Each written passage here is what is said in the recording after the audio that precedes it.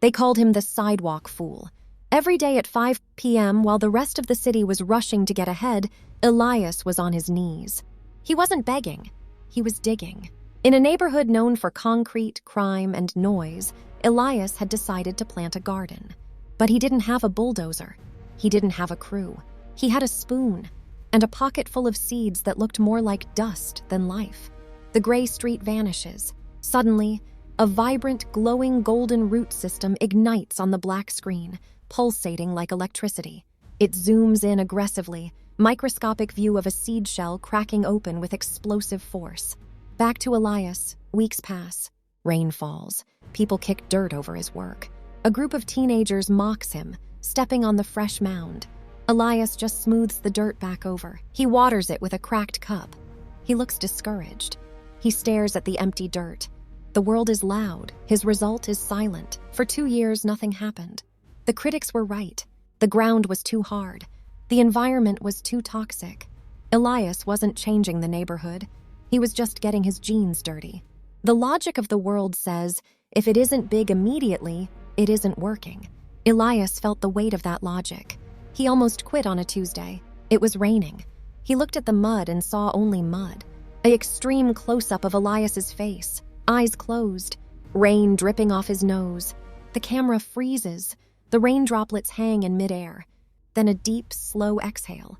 The rain unfreezes. A green shoot explodes up, then a stalk, then branches. The concrete cracks further, not from damage, but from growth. The visuals accelerate through years. A massive tree now shades the corner. The teenagers who mocked him are now sitting under it. An old woman rests there.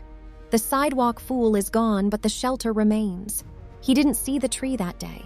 He just saw the choice, to trust the seed or to trust the concrete. He chose the seed.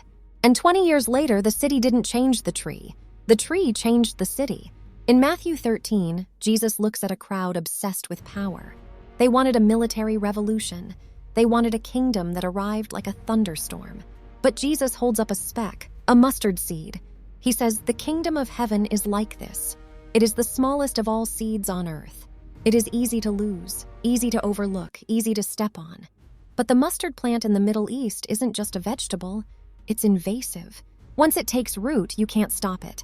It grows larger than the garden plants, becoming a tree. Jesus was telling them, my kingdom doesn't work like Rome. Rome builds from the top down with swords. Heaven builds from the bottom up with seeds. It starts invisible. It starts underground.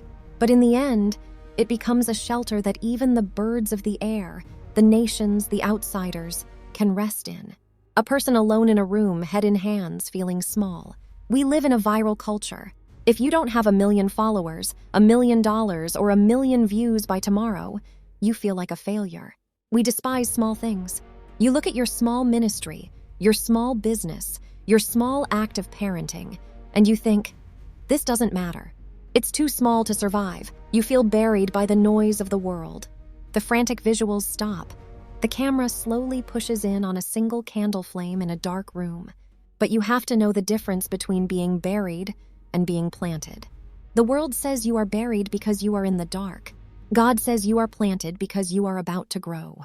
The dark place isn't a tomb, it's a womb. Your smallness is not a weakness. It is the prerequisite for God's greatness.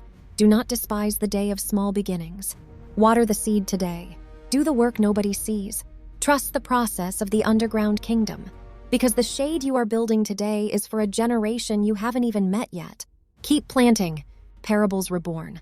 Subscribe for more stories.